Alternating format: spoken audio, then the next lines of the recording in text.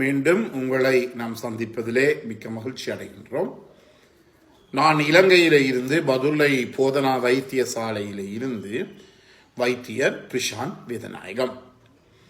நாங்கள் பார்த்து கொண்டிருக்கின்ற விடயம் இன்று எங்களுடைய நாடு கூட அதாவது ஃபேஸ் பண்ணுகின்ற முகம் கொடுக்கின்ற ஒரு பிரச்சனையாக திருமணத்துக்கு வெளியேயான பாலியல் உறவு, எக்ஸ்ட்ரா மேரிட்டல் அஃபேர்ஸ், அவற்றுக்குரிய காரணங்களை பற்றியும் அவற்றை பற்றியும் தான் நாங்கள் பார்த்து கொண்டு இருக்கின்றோம்.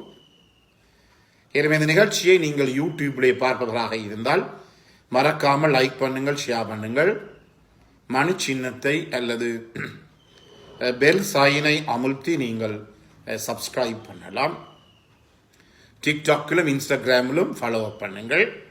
அதே நேரத்தில் இந்த நிகழ்ச்சி உங்களுக்கு பிடித்திருந்தால் உங்களுடைய நண்பர்களுக்கு இந்த நிகழ்ச்சியை நீங்கள் அறிமுகப்படுத்த மறக்க வேண்டாம். நேரடியாக என்னுடன் தொடர்பு கொள்ள விரும்பினால் வெளியூர் அன்பர்கள் இமோ ஊடாக, வாட்ஸ்அப்பின் ஊடாக 007737356245 தொடர்பு கொள்ள முடியும். உள்ளூர் அன்பர்கள் 0777356245 மூலமாக தொடர்பினை மேற்கொள்ள முடியும். இன்று ஒரு சிறு உதாரணத்துடன் நான் இந்த நிகழ்ச்சியை நடத்த விரும்புகிறேன். ஒரு தொழிலகத்திலே அல்லது ஒரு ஆபீஸிலே கணவரும் வேலை செய்கிறார், மனைவியும் வேலை செய்கிறார். எனவே அந்த கணவர் அன்றைக்கு இரவு முதல் நாள் இரவு ஒரு சின்ன ஒரு பார்ட்டிக்கு சென்று கொஞ்சம் ட்ரிங்க்ஸும் அவர் எடுத்து போட்டு வந்து அவர் வீட்டுக்கு வந்து படுத்துட்டார். கொஞ்சம் லேட் நைட்டாகத்தான் அவர் தூங்கினார். ஆனால் மனைவி என்ன செய்தார், முதலே படுத்து விடியற்காலையிலே 4:30 மணிக்கு எழும்பி, அவரும் ஒரு ஆபீஸுக்கு வேலைக்கு போகிற ஒருவர், 3 பிள்ளைகள் இருக்கிறார்கள்.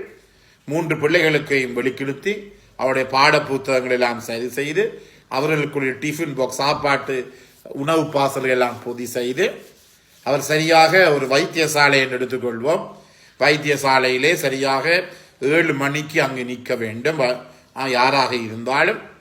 எனவே 7 மணிக்கு பிந்தினால் அங்கே சோப்த கோடு போடப்படும். எனவே வீட்டில் இருந்து சரியாக 6:30 மணிக்கு வெளிக்கிட்டால் தான் இந்த 1/2 மணி நேரத்திற்குள்ளே அவர் வைத்தியசாலைக்கு செல்ல முடியும். எனவே அவர் எல்லாம் முடித்து போட்டு சரியாக 6:30க்கு வீட்டுக்கு வெளியிலே வருகிறார். 6:30க்கு வீட்டுக்கு வெளியிலே வருகின்ற போது, வீட்டை விட்டு வெளியில வருகின்ற போது, அந்த நேரம் தான் நேற்றிரவு பாட்டிக்கு போன தன்னுடைய கணவர் எழும்பி தலையை அப்படி பிடிச்சு கொண்டு இருக்கிறார்.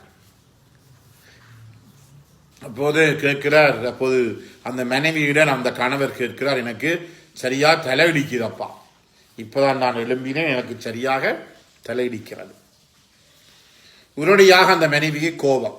அது உண்மை, சாதாரணமானது, யாருக்கும் வர வேண்டியது. ஏனெனில் இவர் இரவு பாட்டிக்கு போய் லேட்டாக வந்து படுத்து எழும்பி இருக்கிறார். மனைவி காலையிலே 4:30 மணிக்கு எழும்பி எவ்வளவு கஷ்டப்பட்டு பிள்ளைகளுக்குரிய உணவுகளை எல்லாம் சமைத்து கஷ்டப்பட்டு கொண்டு இருக்கிறார். அவ்வளவு ஓடிக்கொண்டு பஸ் போகிறது, பொது போக்குவரத்து வாகனத்திலே தான் இவர் செல்வார் தம்முடைய ஆபீஸுக்கு, ஹாஸ்பிட்டலுக்கு வருகின்ற போது அந்த நேரத்தில் கணவர் எழும்பி, ஐயோ எனக்கு தலை இடிக்குது. உன்னுடைய மனைவிக்கு என்ன செய்யும், கோபம் வந்து, போயிருங்கள், தலையடித்தால் என்ன செய்யுங்கள், இதுக்கு தான் நான் சொன்னேன் இரவிலே பாட்டிக்கு போக வேணாம் என்று சொல்லி, எவ்வளவு சொல்லி நீங்கள் கேட்க மாட்டீர்கள் என்று சொல்லி அவர் அப்படியே வேலைக்கு போய்விடுகிறார்.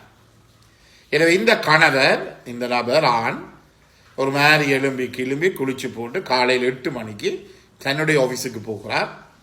அவர் ஒரு நிர்வாக அதிகாரியாக இருக்கிறார். ஒரு நிர்வாகத்துக்குரிய ஒரு சீஃப் கிளார்க்காகவோ அல்லது அட்மினிஸ்ட்ரேட்டிவ் ஆபீசராகவோ இருக்கிறார். அவர் தான் வேலை செய்கின்ற அந்த ஆபீஸுக்கு போய் தலையடிக்குது தானே, தலை அப்படி பிடிச்சுக்கொண்டு அப்படியே படுத்திருக்கிறார் மேசையில், அப்படி இருக்கிறார். அப்படி இருக்கின்ற போது அந்த இவர் நிர்வாக அதிகாரி, உயர் அதிகாரி, அந்த வேலை செய்கிற பல சிற்றூழியர்கள் இருக்கிறார்கள். உங்களுக்கு தெரியும், சிற்றூழியில கூடுதலாக இருப்பவர்கள் பெண்களாகத்தான் இருக்கிறார்கள். ஒரு சிற்றூழிய பெண் இவரை பார்த்து போட்டு, ஐயோ உங்களுடைய சேருக்கு என்ன இப்படி தலையிடிக்கிறதோ என்று சொல்லி கிட்ட போய், ஐயா சார் தலையிடிக்கின்றதா, யோசிக்காதீர்கள், நீங்கள் போய் ரெஸ்ட் ரூமிலே கொஞ்சம் ரெஸ்டாக இருங்கள், வேலை வந்தால் நான் அவரை இருக்க சொல்லுகிறேன் 1/2 மணித்தியாலம், நான் உடனடியாக சென்று உங்களுக்கு ஒரு அந்த வலி போக்குகிற மருந்து, பாராசிட்டமால் வலி போக்குகின்ற மருந்தையும் ஒரு நல்ல ஒரு சுடுசுடு பானம், பெயர் சொல்ல விரும்பவில்லை, சுடுசுடு பானம் ஒன்றையும் ஒரு டீயையும் செய்து கொண்டு வருகிறேன், உள்ளுக்கே இருங்கள், அதனை அது மட்டும் என்று சொல்லி போய் உள்ளுக்கு இருங்கள் என்று சொல்லுகிறார். இந்த ஆணும் போய் அவருடன் சென்று அந்த தன்னுடைய ரெஸ்ட் ரூமில் இருக்கிறார். அப்போது இருக்கின்ற போது இந்த ஆண் 2 பேரை ஒப்பிட போகிறார். ஒன்று, வீட்டை இருக்கின்ற 20 வருடங்களாக திருமணம் முடித்து 5 வருடங்களாக காதலித்து திருமணம் முடித்த மனைவி, அதே நேரத்தில் என்னுடைய ஆபீஸிலே வேலை செய்கின்ற அந்த பெண் சீற்று ஊழியர். நீங்களாக இருந்து கொண்டால் இந்த 2 பேர்களையும் யார் உங்களுக்கு உதவி செய்கிற மனப்பான் உடையவர் என்று சொன்னால், வீட்டில் இருக்கிற மனைவியிலே ஒரு பிழையும் கிடையாது, யோசிச்சு கொள்ளுங்கள். அவர் பாவம் கஷ்டப்பட்டு வேலை செய்து காலையில் எழும்பி எல்லாம் வேலை செய்து போட்டு அவர் ஆபீஸுக்கு போகிறார். ஆனால் இந்த ஆபீஸிலே வேலை செய்கின்ற இந்த சக சிற்றூழிய பெண் அந்த நேரத்திலே அவருக்கு உதவி செய்வார் என்றபடியினாலே அந்த சிற்றூழிய பெண்ணை நோக்கிய ஒரு கரிசனை அந்த ஆணுக்கு ஏற்படுகிறது. எனவே இது மற்ற மாதிரி இன்னொரு உதாரணத்திலே நான் அடுத்த முறை சொல்லுவேன். அதே போலதான் இந்த எக்ஸ்ட்ரா மேரிட்டல் அஃபேர்ஸும் ஒரு நாளிலே கூடுவது கிடையாது. உங்களுக்கு தெரியும், இந்த வளிமண்டலத்துக்கு நாங்கள் செய்மதியை அனுப்பினால் நீங்கள் பார்க்கலாம். அந்த செய்மதியை கொஞ்சம் கொஞ்சம் கொஞ்சமாக இந்த பூமி சுற்று வட்டாரத்தில் செலுத்துவதற்கு எத்தனையோ நாட்களாக அந்த செய்மதி, அந்த சேட்டலைட்டை மெல்ல மெல்ல மெல்ல மெல்ல மெல்ல மெல்லமாகத்தான் அப்படியே திருப்புவார்கள், டக்குன்னு திரும்பாங்க. அதே போலத்தான் எங்களுடைய இந்த திருமணத்துக்கு வெளியேயான பாலியல் உறவுகள் கூட, இந்த எக்ஸ்ட்ரா மேரிட்டல் அஃபேர்ஸ் கூட ஒரு நாளிலே நடக்கின்ற விடயம் கிடையாது. அது ஒரு பல நாட்களில் ஏற்பட்டு கடைசியிலே அது தீர்மானிக்கப்பட்டால் அந்த தீர்மானத்திலே இருந்து வெளியிலே வருவது என்பது ஒரு கஷ்டமாக இருக்கும். நான் மேற்கூறிய அந்த உதாரணத்திலே இருக்கின்ற அந்த பிழை யாரிடம் இருக்கின்றது என்றால் வீட்டில் இருக்கிற மனைவியிடம். ஆனால் உண்மையாக சொல்லப்படால் பாவம் மனைவி, அவர் எவ்வளவு கஷ்டப்பட்டு வேலை செய்து 3 பிள்ளைகளுக்கும் சமைத்து பாட புத்தகங்களை ஒழுங்குபடுத்தி அவர்களை வெளிக்கிடுத்தி பாடசாலைக்கு கொண்டு விட்டு அவர் ஆபீஸுக்கு போகிறார், கஷ்டம். ஆனாலும் எவ்வளவு கஷ்டப்பட்டாலும் இந்த பாலியல் வாழ்க்கை, உடலுக்குரிய ஒரு உறவு, அந்த நிலையை பார்க்கின்ற போது அவர் கொஞ்சம் பின்தங்கி இருக்கிறார். அவர் பின்தங்குகின்ற இந்த கால பகுதியிலே இன்னொருவர் என்ன செய்து கொண்டு விடுவார், அவர் பிக்கப் எடுத்துக் கொண்டு போய்விடுவார். இதுதான் பல இடங்களிலே சொல்லுகின்ற ஒரு உதாரணமாக இருக்கின்றது. எனவே இந்த எக்ஸ்ட்ரா மேரிட்டல் அஃபேர்ஸ் ஆனது ஒரு நாளிலே ஏற்படுகின்ற விடயம் அல்ல. அடுத்ததாக உங்களுக்கு தெரியும், இப்போது செக்ஷுவல் ஃபேண்டாசிஸ், அதாவது பாலியல் மாயாஜால உலகம்.